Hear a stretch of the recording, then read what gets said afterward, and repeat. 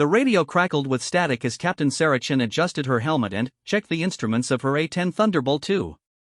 The morning sun cast long shadows across the desert airfield in Afghanistan, where dust devils danced between the hardened aircraft shelters. She had been flying close air support missions for 8 months now, and today felt different. There was tension in the air that went beyond the usual pre-flight nerves. Hawkeye 17, this is Tower. You're cleared for takeoff on runway 27. Wind is calm, visibility unlimited, came the voice through her headset. Sarah pushed the throttles forward, feeling the familiar vibration of the twin turbofan engines spooling up behind her. The Warthog wasn't built for speed or grace, but, for one thing above all else, keeping ground troops alive. As her aircraft rolled down the runway, she thought about the message she'd received the night before. Her younger brother Mike, a Marine Lance Corporal, was somewhere in the mountains ahead with his unit. They were pinned down and taking heavy fire. The A-10 lifted off with its characteristic growl, and Sarah banked toward the coordinates she'd memorized. Below her, the landscape changed from tan desert to rocky hills dotted with villages that could hide friend or foe. Her radio came alive with chatter from various units, but she was waiting for one call sign in particular. Hawkeye 17, this is Viper 21.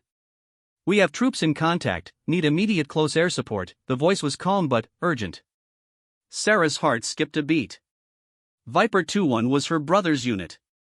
She had pulled strings and called in favors to get this mission assignment, though she couldn't let anyone know about the personal connection. Military regulations were strict about such things, but some bonds ran deeper than rules. Viper 21, Hawkeye 17 responding. Send your situation report, she replied, keeping her voice professional despite the emotions churning inside her. We're taking fire from multiple positions on the ridgeline to our north. Enemy has us pinned in a valley with limited cover. We've got wounded that need immediate evacuation. Mike's voice came through the radio, though he didn't know it was his sister responding to his call for help. Sarah could see smoke rising from the valley ahead. She switched to her targeting systems and began scanning the ridgeline through her HUD. The A-10's cannon, a massive 30mm GAU-8 Avenger, was designed specifically for situations like this. But she had to be careful. One mistake could mean hitting her own brother's position. Viper 21, I need you to mark your position with colored smoke. Can you do that safely? She asked. Roger, Hawkeye. Popping green smoke now, came the reply. Sarah saw the green smoke billowing up from behind a cluster of rocks in the valley floor. She made mental notes of the exact location and began her attack run. The enemy positions were clearly visible now, muzzle flashes winking from cave entrances and behind boulders along the ridge. As she rolled in for her first pass, Sarah's training took over. Years of practice runs and combat missions had honed her skills to a razor's edge. The A-10 might be ugly and slow compared to sleek fighters, but in the hands of an experienced pilot, it was a precision instrument of protection. The GAU-8 cannon roared to life, sending a stream of depleted uranium rounds into the enemy positions. The sound was like thunder, and the aircraft shuddered as the massive gun fired. Sarah pulled up and circled around for another pass, watching as secondary explosions bloomed along the ridgeline. Outstanding shooting, Hawkeye. You just saved our lives down here, Mike's voice crackled through the radio, filled with relief and gratitude. But Sarah's relief was short-lived. Her radar warning system suddenly lit up, indicating that surface-to-air missiles were tracking her aircraft.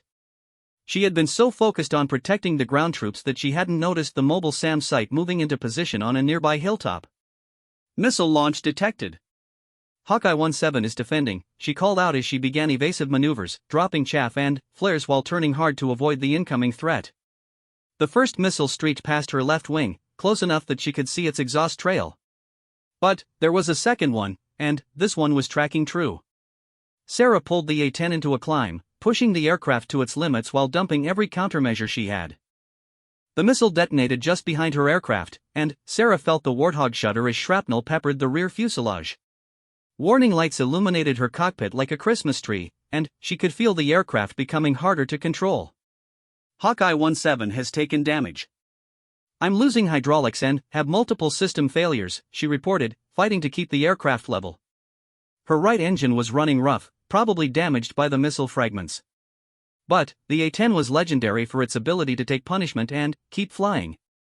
Sarah began nursing the wounded aircraft toward the nearest friendly airfield while running through emergency procedures. Down in the valley, Mike and his Marines watched as the Warthog that had just saved their lives limped away trailing smoke.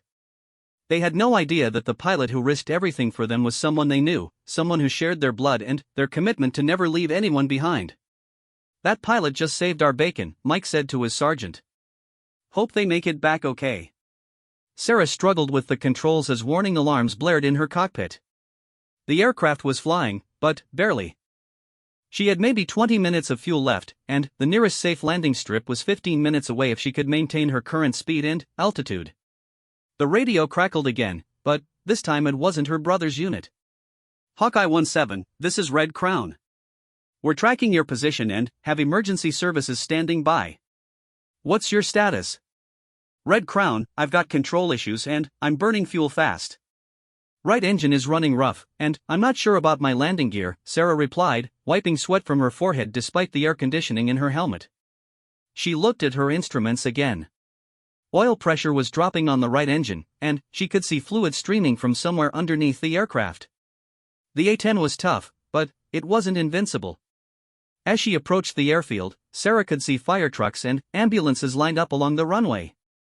The tower cleared her for an immediate emergency landing, and she began her approach with the wounded Warthog responding sluggishly to her inputs. The landing was harder than usual, and Sarah felt one of the main gear tires blow out on touchdown. But the A-10 stayed on the runway and rolled to a stop near the emergency vehicles. She shut down both engines and sat in the cockpit for a moment, hands shaking slightly as the adrenaline began to wear off. Ground crews swarmed over her aircraft, checking for damage and making sure there were no fuel leaks or fire hazards. Sarah climbed out of the cockpit and stood on the wing, looking back at her faithful Warthog. The rear fuselage was peppered with holes, and hydraulic fluid was still dripping from several locations. "Ma'am, are you injured?" asked a medic who had climbed up to check on her. "No, I'm fine," Sarah replied, though she wasn't sure that was entirely true. Physically she was unharmed, but mentally she was processing the fact that she had just nearly died while saving her brother's life, and he would never know it. Later that evening, as maintenance crews worked to assess the damage to her aircraft, Sarah sat in the pilot's lounge writing her after-action report. The mission had been a success in terms of protecting the ground troops, but her A-10 would be out of service for at least a week while they repaired the battle damage. Her phone buzzed with a text message from her mother back home. "Heard from Mike today. He said some amazing pilots saved his unit's lives. So proud of both my children serving our country." Sarah smiled grimly and put her phone away. If only her mother knew how close she had come to losing both of her children in the same engagement. But that was a secret she would have to carry alone, at least for now.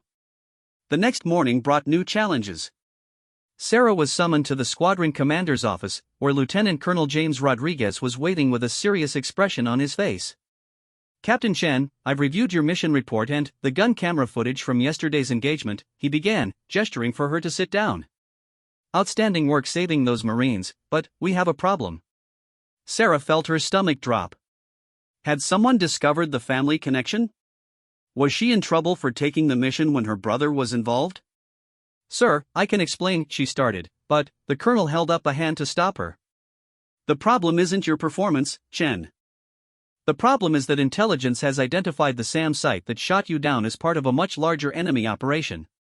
They've been tracking our flight patterns and targeting our close air support missions specifically." Relief washed over Sarah, followed immediately by a new concern. If the enemy was targeting CAS missions, it meant every pilot flying support for ground troops was in increased danger. "What does that mean for our operations, sir?" she asked. "It means we're changing tactics. From now on, all close air support missions will be flown with fighter escort. F-16s will be providing top cover while A-10s work the target area," Rodriguez explained. The idea of having fighter cover was reassuring, but Sarah also knew it would complicate things. Fighter pilots thought differently than attack pilots. They were trained for air-to-air combat and high-speed intercepts, not the patient, precise work of close air support. "When will this new protocol take effect, sir?" Sarah asked. "Starting tomorrow. Your bird should be ready to fly by then, assuming the maintenance crews can work their magic overnight. You'll be paired with Captain Jake Morrison and Lieutenant Lisa Park from the 421st Fighter Squadron." Sarah nodded, though she had mixed feelings about the arrangement. She was grateful for the additional protection, but she also worried about how the change might affect her ability to provide the kind of precise support that ground troops needed. That afternoon, she met with the two F-16 pilots who would be escorting her missions. Captain Morrison was a veteran with over 200 combat hours, while Lieutenant Park was newer to combat operations but had excellent training scores. "So you're the Warthog driver who tangled with that SAM site yesterday," Morrison said with a grin. "Heard you gave as good as you got before they tagged you." "The Marines I was supporting did the real fighting," Sarah replied diplomatically. "I was just providing fire support."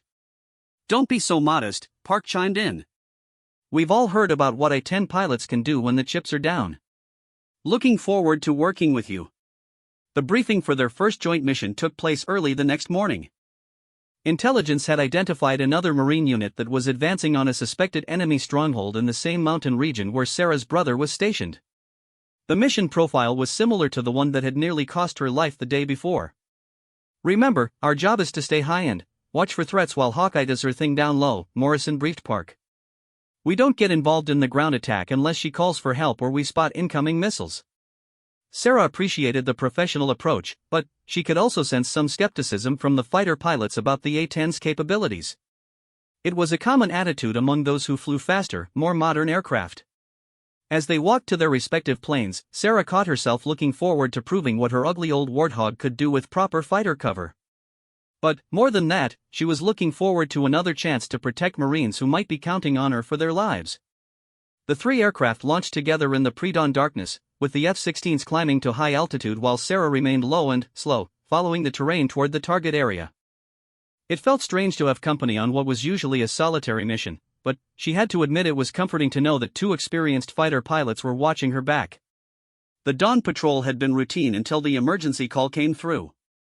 Sarah was flying her third mission with F-16 Escort when the radio exploded with urgent communications from multiple units across the valley.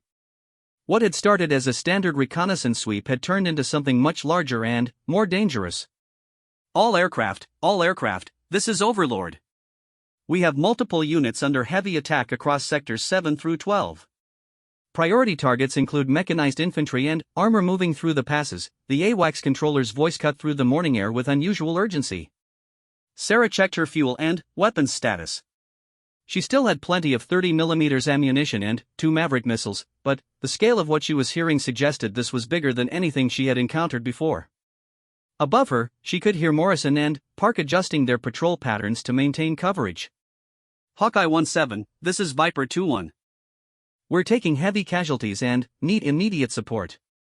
Enemy armor is advancing on our position," Mike's familiar voice came through her headset, though he still had no idea his sister was the pilot responding to his desperate calls. Sarah's blood ran cold. Yesterday's mission had been dangerous enough, but now it sounded like her brother's unit was facing an organized assault with tanks and armored vehicles. The GAU-8 cannon was deadly against such targets, but it also meant she would have to get close enough to be vulnerable to the accompanying anti-aircraft systems. Viper 2-1, Hawkeye 1-7 responding. "Can you give me target locations and friendly positions?" she asked, already turning toward the coordinates while running through her attack procedures. "Roger, Hawkeye. Enemy armor is advancing from the north down the main valley road. We've got wounded that need evacuation, but we can't get the helicopters in with all the ground fire," Mike replied, his voice tight with stress. Sarah could see the situation developing as she approached the target area. Black smoke was rising from several locations, and she could make out the distinctive shapes of enemy tanks moving in formation along the valley floor. But more concerning was the amount of anti-aircraft fire visible around the area. "Falcon lead, Hawkeye 1-7. I'm seeing heavy AAA around the target area. You guys picking up any radar emissions?" she called to Morrison's F-16 flight. "Hawkeye, Falcon lead. We're showing multiple SAM sites active in your target area. Recommend you abort this run until we can suppress those threats." Morrison's voice carried a note of concern that hadn't been there during their earlier missions together. But Sarah could hear the desperation in her brother's voice as he continued to call for support. The Marines were running out of time and ammunition. If she waited for the F-16s to clear all the SAM sites, Mike's unit might be overrun. "Falcon lead, I'm going in." "Those Marines can't wait for a clean battlefield," Sarah replied, pushing her throttles forward and descending toward the enemy formation. "Hawkeye, that's not advisable. We count at least 4 active SAM sites and unknown numbers of mobile anti-aircraft guns. Park's voice joined the conversation, clearly worried about what the A-10 pilot was planning. Sarah understood their concern, but she also understood something the fighter pilots didn't. The A-10 had been designed specifically for this kind of mission, flying low and slow into heavily defended areas to provide close support for ground troops. It was what the aircraft did best, even when the odds seemed impossible.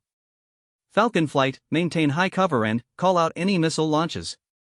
I'm going to try to break up that armor column before it reaches the Marines, she said, beginning her attack run. The first pass was the most dangerous. Sarah came in low from the east, using a ridgeline to mask her approach until the last possible moment. The GAU-8 cannon opened up with its distinctive roar, sending a stream of depleted uranium rounds into the lead tank. The vehicle exploded in a ball of flame and black smoke. Immediately, the sky around her aircraft filled with tracer fire from multiple anti-aircraft positions. Sarah pulled up hard and rolled left, feeling the A-10 shudder as several rounds found their mark. But the Warthog kept flying, and she was already planning her next attack run. Good hits on the lead vehicle, Hawkeye. You've got their attention now, Morrison called from above as he watched the engagement develop. The enemy formation was in chaos. The destroyed lead tank had blocked the road, forcing the other vehicles to spread out and look for alternate routes. This gave Sarah the opportunity she needed to attack them individually rather than facing the concentrated firepower of the entire column. Her second pass targeted an armored personnel carrier that was trying to flank the Marine position. The Maverick missile flew true, and the vehicle disappeared in a cloud of smoke and debris. But, this time, the anti-aircraft fire was more accurate, and Sarah felt her aircraft take several more hits. Hawkeye, you're smoking. Recommend you break off and head for home, Park called out, her voice filled with concern. Sarah checked her instruments. Oil pressure was dropping on her left engine, and she could see fluid streaming from somewhere under the aircraft. But she still had one Maverick missile left, and there were still enemy vehicles threatening her brother's position. Negative, Falcon. I've still got ordnance and the Marines are still in trouble, she replied, setting up for another attack run. This time, she targeted what appeared to be a command vehicle, a larger armored car with multiple antennas that was positioned on a hill overlooking the battlefield. The second Maverick missile streaked toward its target, and Sarah was rewarded with a massive secondary explosion as the vehicle's ammunition stores detonated. But, as she pulled up from the attack, her radar warning system lit up like a Christmas tree. Multiple SAM sites had achieved lock-on, and she could see missiles streaking toward her aircraft from different directions. Missile launch, multiple missiles inbound on Hawkeye. Morrison's voice was sharp with urgency as he dove his F-16 toward one of the SAM sites, trying to distract them from their pursuit of the A-10. Sarah began the most aggressive defensive maneuvering of her career, dropping chaff and flares while pulling the A-10 through turns that stressed the aircraft to its limits. She could hear Morrison and Park engaging SAM sites with their own missiles, but there were too many threats for them to handle all of them. The first missile passed close enough to her right wing that she could feel the heat from its exhaust. The second one detonated just behind her aircraft, and Sarah felt the familiar sensation of shrapnel peppering the rear fuselage. But, this time, the damage was more severe. I'm hit bad, losing control authority, she reported as the A-10 began to respond sluggishly to her inputs. The left engine was running rough now, and several flight control systems were showing failures. Down in the valley, Mike and his Marines were watching the air battle develop above them. They could see the smoking A-10 that had just saved their lives struggling to stay airborne while fighter jets engaged the surface-to-air missile sites around the valley. That pilot is one hell of a stick, Mike said to his sergeant as they watched the damaged attack aircraft continue to maneuver despite obvious battle damage. Hope they can make it out of this mess. Sarah was fighting to keep her aircraft flying when she heard a new voice on the radio. Hawkeye 17, this is Rescue 11.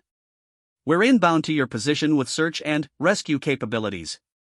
The offer of rescue was tempting, but Sarah knew that a helicopter in this environment would be extremely vulnerable to the remaining anti-aircraft systems. And, more importantly, she still had ammunition left in her cannon. Rescue 11, hold your position outside the threat area. I'm not ready to abandon ship yet, she replied, pulling the wounded Warthog around for what might be her final attack run. She could see one more target that posed a significant threat to the Marine position, a mobile anti-aircraft gun that was firing continuously at the rescue helicopters trying to reach wounded Marines in the valley. If she could take it out, it would clear the way for medical evacuation. Falcon lead, I'm making one more pass. Need you to cover me, Sarah called to Morrison, who was already turning to support her attack. Roger, Hawkeye. We've got your back, Morrison replied, and Sarah could hear the respect in his voice. The fighter pilot had clearly gained a new appreciation for what A-10 pilots faced in their daily missions. Sarah lined up on the anti-aircraft gun and squeezed the trigger. The GAU-8 cannon roared one last time, sending a burst of 30mm rounds into the enemy position. The gun fell silent, its crew scattered or dead. But the strain of the final attack run was too much for her damaged aircraft. The left engine seized completely, and Sarah felt the A-10 begin to roll to one side despite her efforts to compensate with the controls. Mayday, Mayday, Hawkeye 17 is going down. I'm ejecting, she called as she reached for the ejection seat handles. The Martin Baker ejection seat fired with tremendous force, launching Sarah clear of her doomed aircraft. Below her, she watched the A-10 that had been her faithful companion for so many missions nose over and dive toward the rocky ground of the valley. As her parachute deployed and she began drifting toward the earth, Sarah could see Marines running toward her anticipated landing point. Among them, though she couldn't make out individual faces from this altitude, was her brother Mike, leading a rescue team to recover the pilot who had just saved their lives. The irony wasn't lost on her. After months of flying combat missions in the same area where her brother was stationed, after yesterday's mission where she had provided direct support to his unit, she was finally going to meet him face to face. But it wouldn't be under circumstances either of them could have imagined.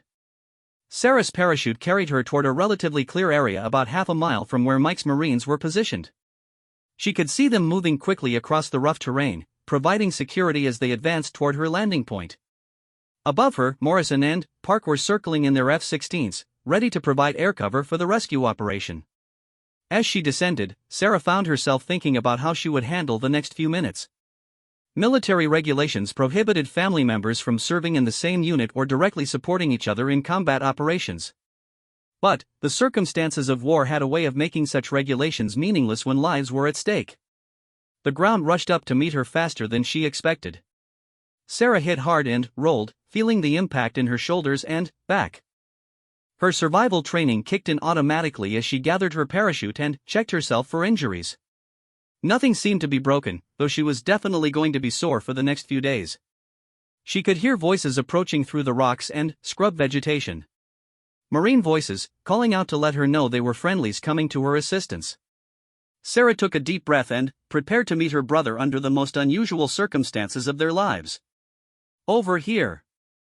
I've got the pilot, came a familiar voice from her left. Sarah turned and found herself looking directly into the face of Lance Corporal Mike Shen, her younger brother. For a moment, neither of them could speak.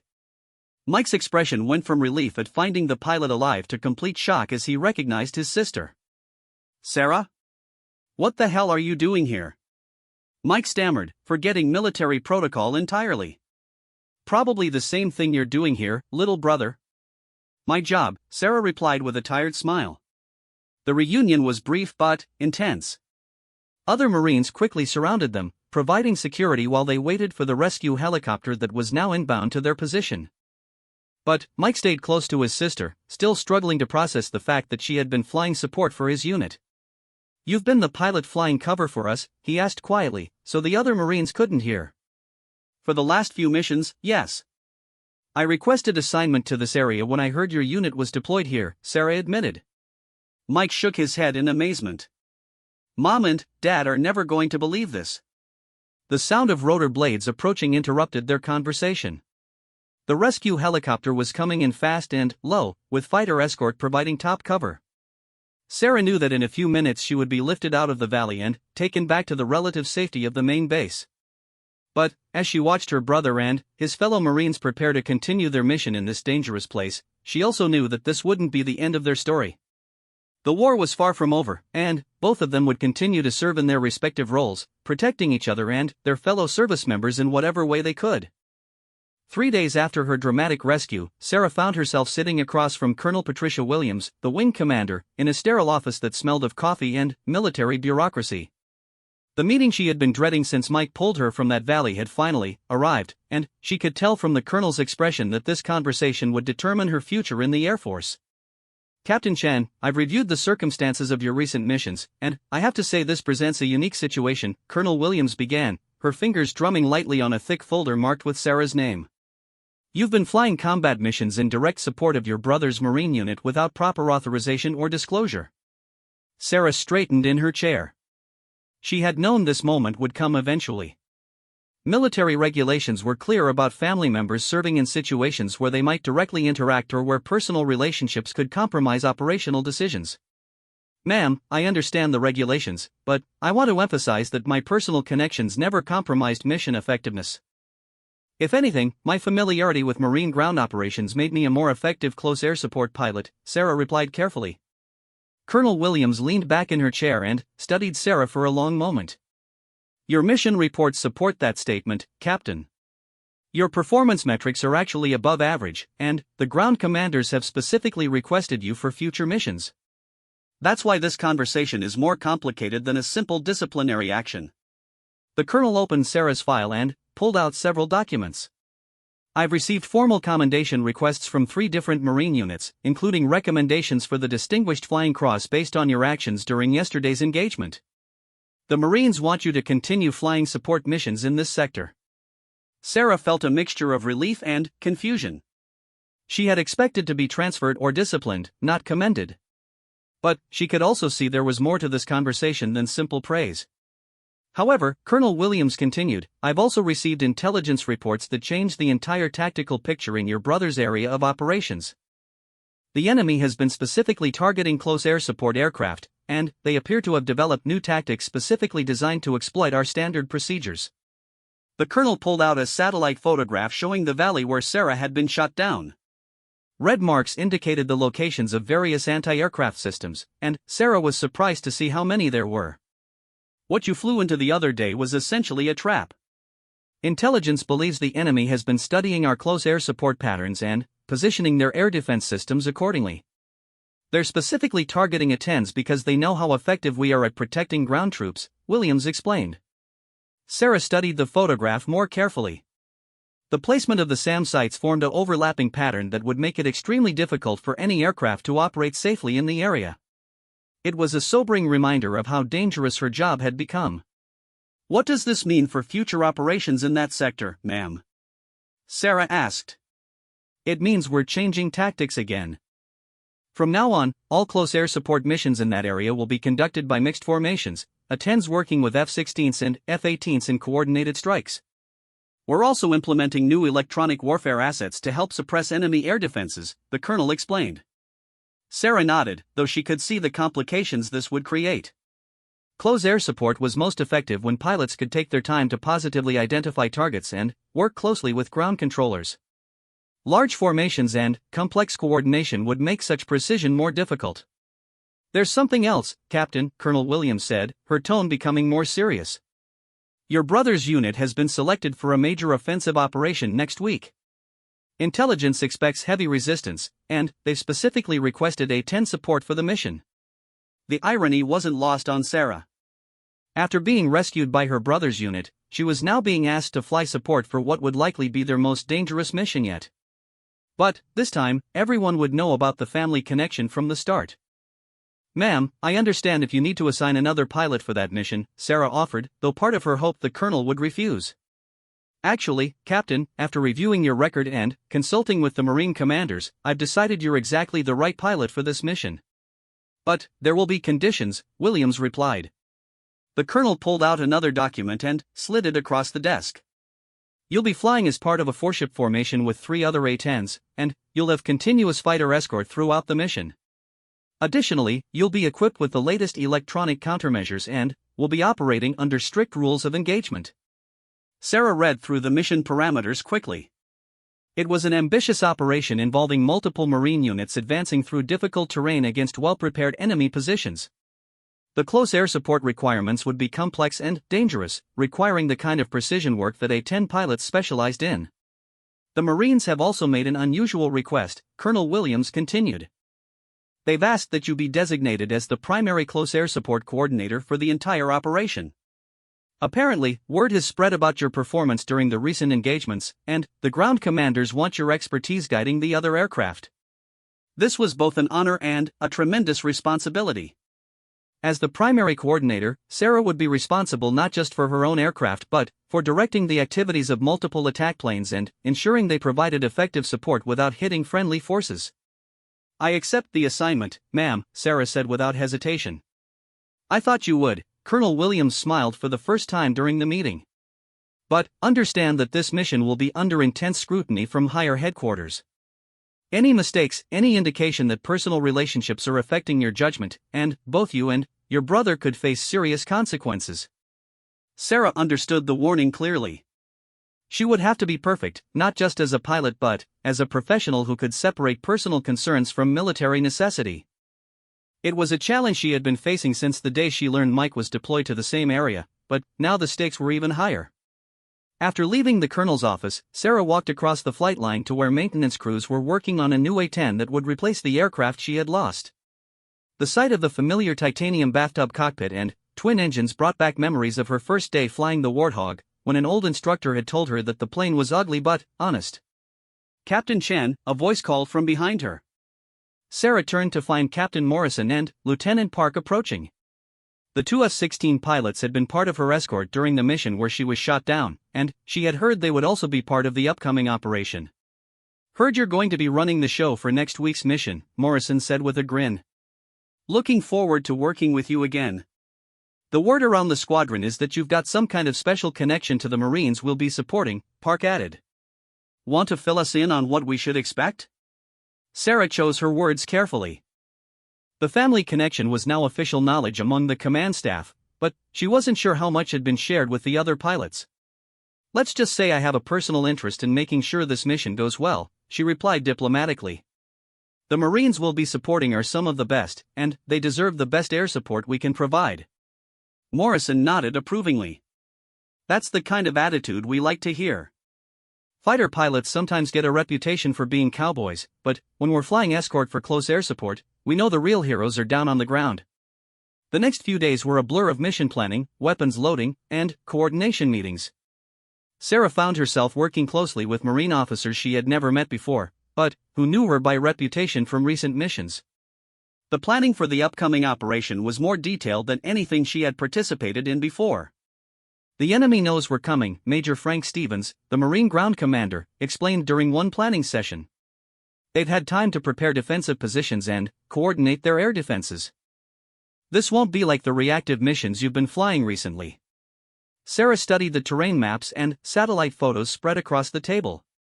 The target area included several villages, rocky hills that provided natural defensive positions, and a network of roads that the enemy had been using to move supplies and reinforcements. What's the timeline for the operation? She asked. H-hour is 0600 next Tuesday. Marines will advance in 3 columns, and will need continuous close air support throughout the day. Intelligence estimates we could be facing resistance for up to 12 hours, Stevens replied.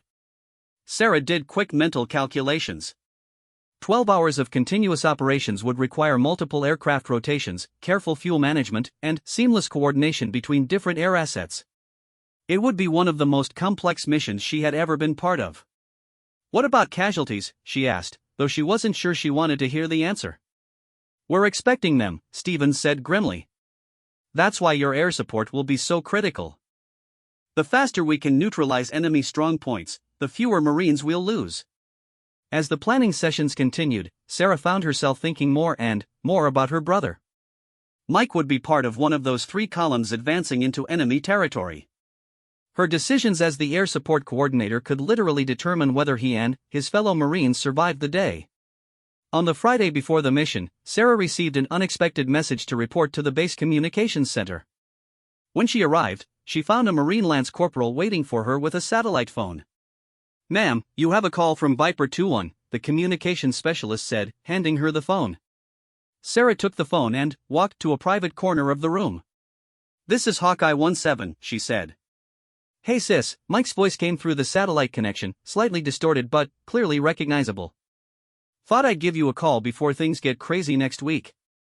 It was the first time they had spoken directly since her rescue 3 days earlier. Both of them had been busy with preparations for the upcoming mission, and there hadn't been time for personal conversations. "How are you holding up, little brother?" Sarah asked. Good, considering the circumstances. Word down here is that you're going to be our primary air support for Tuesday's operation. Have to say, that makes me feel a lot better about what we're walking into, Mike replied. Sarah could hear the concern in her brother's voice despite his attempt to sound confident. She knew that he understood the dangers they would both be facing in a few days. I'll do everything I can to keep you and your Marines safe, Mike. But you need to do me a favor too, she said. What's that? Don't take any unnecessary risks just because you know I'm overhead. Follow your training, listen to your leaders, and come home alive. Mom would never forgive either of us if something happened to you. Mike was quiet for a moment before responding. Same goes for you, Sarah. I know you'll do whatever it takes to protect us, but don't push your luck too far. The Marines can handle themselves. They talked for a few more minutes about family and home, carefully avoiding any specific details about the upcoming mission that might be heard by others monitoring the communications. When the call ended, Sarah felt both better and worse than before. Better because she had been able to talk to her brother directly, but worse because the conversation had reinforced just how much was at stake in the coming days. That weekend, Sarah spent most of her time in the flight simulator, practicing the complex attack patterns and coordination procedures that would be required for Tuesday's mission. She ran through scenarios involving multiple aircraft, electronic warfare, and the kind of precise target engagement that would be necessary in an environment where friendly and enemy forces were operating in close proximity.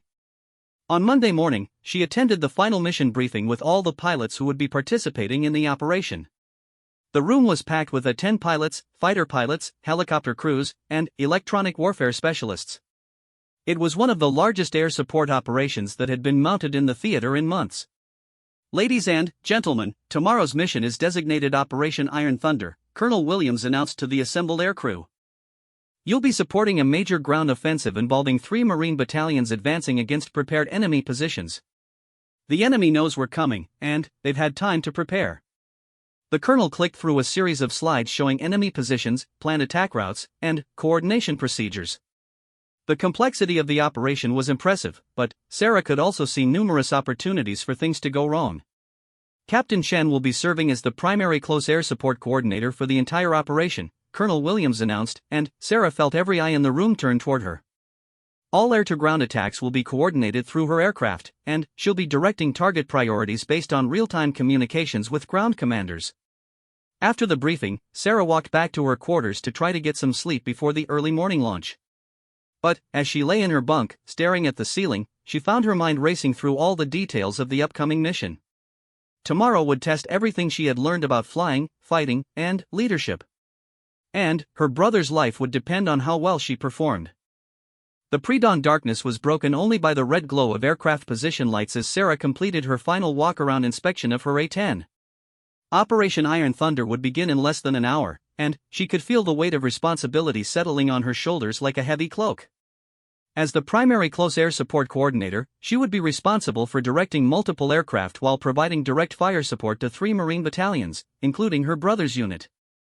Hawkeye 17, this is Tower. You're cleared for engine start.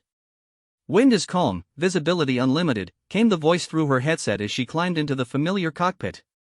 Sarah ran through her startup procedures with practiced efficiency, but her mind was already focused on the complex mission ahead. She would be leading a formation of 4 A-10s, with continuous fighter escort provided by F-16s and F-18s. Electronic warfare aircraft would also be operating in the area to suppress enemy air defenses. As she taxied toward the runway, Sarah could see the other aircraft in her formation falling into position behind her. Captain Rodriguez in Hawkeye 27, Major Thompson in Hawkeye 37, and Lieutenant Davis in Hawkeye 47. All experienced pilots, but none had served as mission coordinator for an operation this large. Hawkeye Flight, this is Hawkeye Lead. Check in for departure, Sarah called as they approached the runway threshold. Hawkeye 27, ready, came Rodriguez's response. Hawkeye 37, ready, Thompson followed. Hawkeye 47, ready, Davis concluded. Tower, Hawkeye Flight of 4, ready for takeoff, Sarah transmitted. Hawkeye Flight, cleared for takeoff. Good hunting. The 4 A-10s rolled down the runway in formation, their engines producing the characteristic growl that had earned the aircraft its nickname. As they climbed into the brightening sky, Sarah switched to the tactical frequency where she would coordinate with ground forces throughout the day. Overlord, this is Hawkeye Lead with 4 A-10s on station. Ready to provide close air support for Iron Thunder, she reported to the airborne command post. Hawkeye Lead, Overlord. Be advised all ground units are advancing on schedule. First target assignments will come from Viper 6, came the reply. Viper 6 was the call sign for Major Stevens, the Marine commander who had briefed them on the mission. Sarah knew that somewhere below, 3 columns of Marines were moving through the darkness toward their objectives, counting on air support to help them survive what was expected to be a brutal day of fighting. The first call for support came just as the sun broke over the eastern mountains. Sarah could see muzzle flashes winking from a ridgeline about 2 kilometers ahead of the advancing Marines, and she immediately began coordinating the response. Hawkeye Lead, this is Viper 6. We have enemy positions on the ridgeline at grid 41 SMB 12345, 67890. Request immediate suppression. Stevens's voice was calm but urgent. Viper 6, Hawkeye Lead. I have your location marked. Can you pop smoke to mark your forward positions? Sarah replied while designating targets on her display. Roger, Hawkeye. Popping green smoke now. Sarah could see the green smoke billowing up from behind a cluster of rocks where the Marines had taken cover. The enemy positions were clearly visible about 300 meters further up the slope, partially concealed in caves and behind boulders. Hawkeye 2-7, this is Lead. Take the eastern end of that ridgeline. I'll work the western positions, Sarah directed while rolling in for her first attack run of the day. The GAU-8 cannon roared to life, sending a stream of 30mm rounds into the cave openings where enemy fighters had taken position. Secondary explosions indicated that some kind of ammunition storage had been hit, and the incoming fire from that position ceased immediately. Outstanding shooting, Hawkeye. You just cleared the path for 2nd Platoon, came an excited voice from the ground, though Sarah couldn't tell if it was her brother or one of his fellow Marines. The morning continued with a series of similar engagements as the Marine columns advanced against scattered resistance. Sarah found herself constantly switching between different ground units, coordinating attacks by her A-10 formation while maintaining communication with the fighter escorts overhead. But, as the Marines pushed deeper into enemy territory, the resistance began to strengthen. Intelligence had been correct about the enemy's preparation. They had established layered defenses with overlapping fields of fire, and they were using the terrain expertly to maximize the effectiveness of their weapons. Hawkeye Lead, this is Viper 2-1. We're pinned down by heavy machine gun fire from a fortified position. Can't advance until that's neutralized, Mike's familiar voice came through her headset around midday. Sarah could see her brother's unit trapped in a valley with enemy positions overlooking them from 3 sides. It was a textbook example of a kill zone, and the Marines were taking casualties while trying to find cover in the limited terrain. Viper 2-1, Hawkeye Lead. I need you to mark the primary threat with laser designation if you have it available, Sarah replied, already planning her attack run. Roger, Hawkeye. Designating now. Sarah's targeting system locked onto the laser designation, showing a reinforced bunker built into the side of a hill. The position was well constructed and would require precise placement of ordnance to neutralize without causing a landslide that could endanger the Marines below. Hawkeye 3-7, this is Lead. I need you to work the secondary positions while I deal with that bunker, Sarah directed Major Thompson. Roger, Lead. I have multiple targets marked, Thompson replied, already turning toward the other enemy positions. Sarah lined up on the bunker and selected a Maverick missile. The weapon would provide the precision she needed to destroy the fortified position without causing excessive collateral damage. But, as she prepared to fire, her radar warning system suddenly activated. Missile launch. Multiple SAM sites active, came an urgent call from one of the fighter escorts overhead. Sarah could see the telltale smoke trails of surface-to-air missiles streaking toward her formation. The enemy had waited until the A-10s were committed to their attack runs before activating their air defense systems. It was exactly the kind of trap that intelligence had warned them about. Hawkeye flight, defensive maneuvers. Drop chaff and flares. Sarah called while beginning evasive action.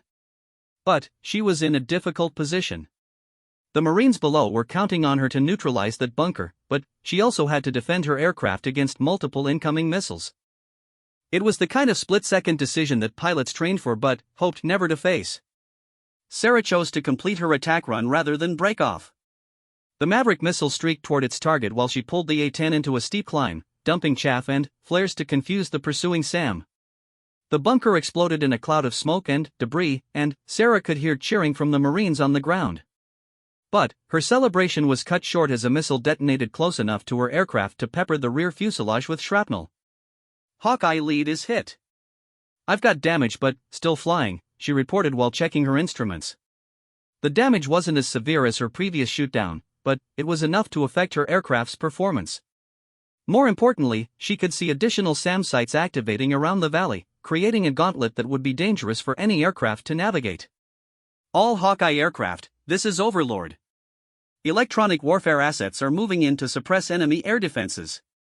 "Maintain current positions until the threat is neutralized," came the voice of the airborne command post.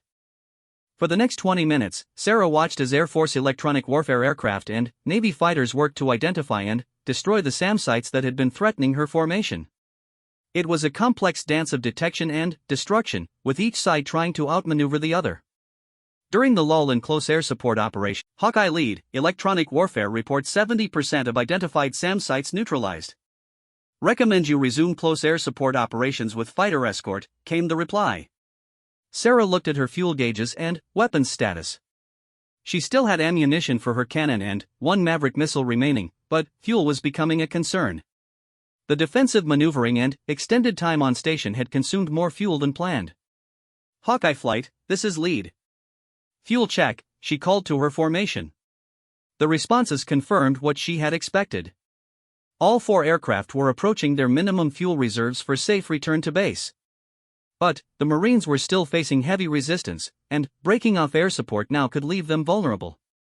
"Overlord, Hawkeye lead. My formation is approaching minimum fuel. Request priority tanker support or relief aircraft," Sarah transmitted. "Hawkeye lead, tanker aircraft are inbound to your location." "ETA 15 minutes, came the welcome reply. But 15 minutes could be a lifetime in combat. Sarah could hear increasing urgency in the radio calls from ground units as enemy resistance continued to strengthen throughout the afternoon. "Hawkeye lead, this is Viper 2-1. We have wounded that need immediate evacuation, but the LZ is still under enemy fire. Can you suppress that ridge to the south?" Mike's voice carried a note of desperation that Sarah had never heard from her brother before. Sarah looked at her fuel gauges again. She had maybe 10 minutes of fuel remaining before she would be forced to head for the tanker aircraft. But those 10 minutes might be enough to clear the way for medical evacuation. "Viper 2-1, Hawkeye lead. I'm Winchester on missiles but still have cannon ammunition." "Mark your LZ and the threat positions," she replied, already turning toward her brother's location. "Roger, Hawkeye. LZ marked with orange smoke, threat positions are on the ridgeline 300 meters to the south." Sarah could see the situation clearly now. Wounded Marines were laid out near the orange smoke, waiting for helicopter pickup. But enemy fighters on the nearby ridge were maintaining constant fire on the landing zone, making it impossible for the medical helicopters to land safely. "Hawkeye 2-7, this is lead. I need you to work the eastern end of that ridge while I take the western positions. We need to clear that LZ immediately," Sarah directed. "Roger, lead. Beginning attack run now," Rodriguez replied. Sarah rolled in for what might be her final attack run of the mission. Her fuel was critically low, and after this pass she would have to head directly for the tanker aircraft. But she was determined to clear the way for those medical helicopters. The GAU-8 cannon fired its last burst of ammunition, walking 30mm rounds along the enemy positions on the ridge. She could see enemy fighters scattering from their positions, and the incoming fire on the landing zone decreased significantly. "LZ is clear. Medical helicopters are inbound," came an excited call from the ground. Sarah watched as 3 UH-60 helicopters swept into the valley and began picking up wounded Marines. It was one of the most satisfying sights of her military career, knowing that her actions had directly saved the lives of Marines who might otherwise have died waiting for evacuation. "Hawkeye lead, this is Viper 2-1. Thanks for clearing that LZ. You just saved a lot of lives down here," Mike's voice came through her headset, filled with gratitude and emotion. "Just doing my job, Viper 2-1. You guys stay safe down there," Sarah replied, though she felt a surge of pride at her brother's words. As Sarah climbed toward the tanker aircraft that would refuel her A-10 for the afternoon phase of the operation, she reflected on how much had changed since her first day flying the Warthog. She had started as a young pilot eager to prove herself in combat. Now she was a seasoned veteran responsible for coordinating complex air support operations and making life-or-death decisions for Marines on the ground. The refueling operation went smoothly, and Sarah was soon heading back toward the battle area with full fuel tanks and a fresh load of ammunition. The afternoon would bring new challenges as the Marines continued their advance toward their final objectives. But, as she approached the target area again, Sarah received an unexpected radio call. "Hawkeye Lead, this is Falcon Lead. We're picking up radio chatter about a high-value target in your area of operations. Overlord is requesting that you investigate a compound about 5 kilometers north of the main battle area." Sarah checked her navigation system and saw the compound marked on her display. It was isolated from the main fighting, but intelligence apparently believed it might contain important enemy leadership or equipment. Falcon Lead, Hawkeye Lead. What kind of time frame are we looking at for this investigation? Sarah asked. ASAP, Hawkeye. Intelligence believes this target might be preparing to relocate, and we could lose the opportunity, Morrison's voice replied. Sarah faced another difficult decision. The Marines were still engaged in heavy fighting and might need close air support at any moment. But if there was an opportunity to strike a high-value target that could affect the overall enemy capability in the region, it might be worth the risk. Hawkeye Flight, this is Lead. We're going to investigate a possible high-value target. Stay ready to respond to ground unit calls for support, Sarah directed her formation. As they approached the isolated compound, Sarah could see that it was larger and more sophisticated than the typical enemy positions they had been attacking all day. Multiple buildings surrounded by defensive walls suggested this was indeed an important facility. Overlord, Hawkeye Lead. I have eyes on the suspected HVT compound. Requesting permission to engage, Sarah transmitted. Hawkeye Lead, you are cleared to engage. Make it count, came the immediate reply. Sarah selected her remaining Maverick missile and locked onto what appeared to be the main building in the compound. The missile flew true, and the resulting explosion was much larger than expected, suggesting the building had contained ammunition or fuel storage. Outstanding hit, Hawkeye. Secondary explosions indicate you hit something important, came an excited call from one of the fighter escorts. But, as Sarah pulled up from her attack run, she noticed something that made her blood run cold. Her tail number was clearly visible painted on the side of her aircraft, 78-0691. It was the same number that had been on her original A-10, the one she had lost earlier in the week. The maintenance crews had transferred her personal tail number to the replacement aircraft, a common practice that allowed pilots to maintain identity with their machines. But what Sarah realized with growing horror was that enemy intelligence might have been tracking specific aircraft tail numbers, learning the patterns and preferences of individual pilots. All aircraft, this is Hawkeye Lead. Be advised that enemy forces may be tracking individual tail numbers. Recommend varying attack patterns and approach routes, she transmitted on the guard frequency. It was a sobering realization that added another layer of complexity to an already dangerous mission. But it also explained how the enemy had been so successful at predicting their tactics and positioning air defense systems accordingly. As the afternoon wore on, Operation Iron Thunder continued to unfold according to plan, though not without cost. By late afternoon, all 3 Marine columns had reached their objectives, but casualties had been higher than expected. Sarah's A-10 formation had expended most of their ammunition, providing continuous fire support throughout the day. Hawkeye Lead, this is Viper 6. All objectives have been secured. Thanks for the outstanding air support today, Major Stevens transmitted as the sun began to set over the mountains. Roger, Viper 6. It was an honor to support your Marines, Sarah replied, feeling both exhausted and proud of what they had accomplished. As the Hawkeye formation headed home in the gathering dusk, Sarah reflected on the events of the day. Operation Iron Thunder had been successful, but it had also revealed new challenges and threats that would affect future missions. The enemy was adapting to their tactics, and they would have to adapt in response. But, most importantly, her brother and his fellow Marines were safe. Mike's unit had suffered casualties, but he was among those who had survived the day's fighting. For Sarah, that made all the risks and difficulties worthwhile. Later that evening, as she sat in the pilot's lounge writing her after-action report, Sarah received a message that her brother was being recommended for the Bronze Star for his actions during the day's fighting. Apparently, Mike had repeatedly exposed himself to enemy fire while directing close air support and coordinating medical evacuation for wounded Marines. Sarah smiled as she read the citation. Both Chin siblings had distinguished themselves in combat, though in very different ways. She in the cockpit of her A-10, and he on the ground with his Marines. Their parents would be proud, though they would probably never learn the full story of how their children had worked together to save lives during one of the most dangerous missions of the war. As she finished her paperwork and prepared to head to her quarters for a well-deserved rest, Sarah knew that tomorrow would bring new challenges and new missions. The war was far from over, and both she and Mike would continue to serve in their respective roles.